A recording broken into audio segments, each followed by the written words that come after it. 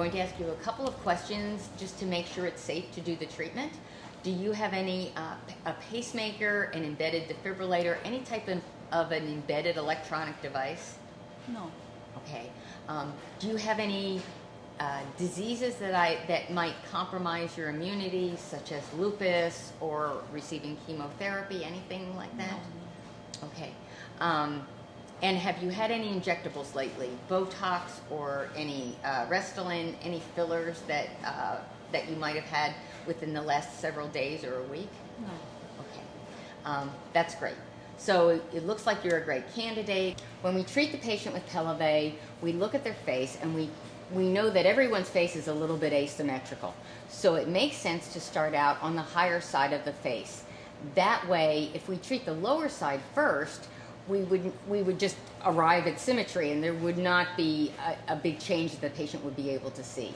So what I'm looking at is, this would be the higher side of her face if you look. And what I'm looking at is, I'm looking at her brow and I'm looking at her zygoma. And you can see she's not horribly asymmetrical, but you can see that there is definitely a difference. So when we treat, we'll treat a split face, and I will treat this side first, and we'll just see a marked difference immediately.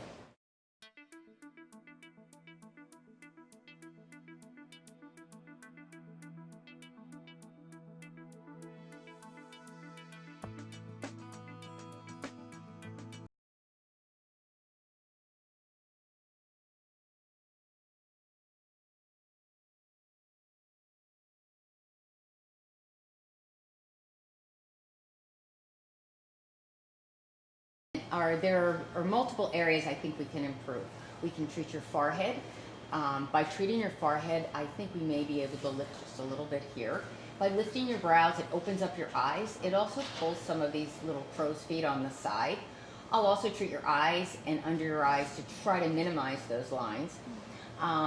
We will treat your upper, mid, and lower face. And by lifting your cheeks, that really will minimize these nasolabial folds. We always have to treat above the area we're trying to affect. And then I will also treat and do some sculpting passes along your lower jawline here to try to define your jawline better. So I think I've addressed all of your questions, I hope. Thank you.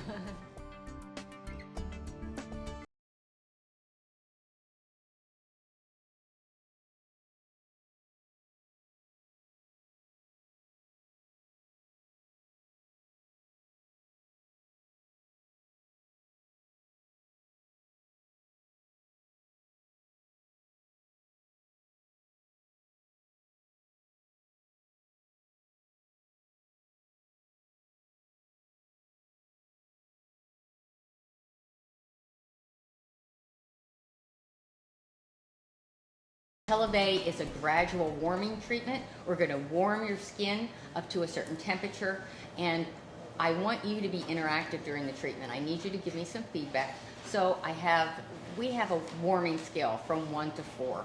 1 is warm, 2 is warmer, 3 is very warm, and 4 is hot. So I want you to tell me all the time where we are, so I know what you're feeling during the treatment. So when you get to about a 3, a 3.5, I want you to tell me, because I don't ever want you to get to 4. I want you to be comfortable, and if you tell me 3 or 3.5, I will know it's time for me to move or time for me to stop.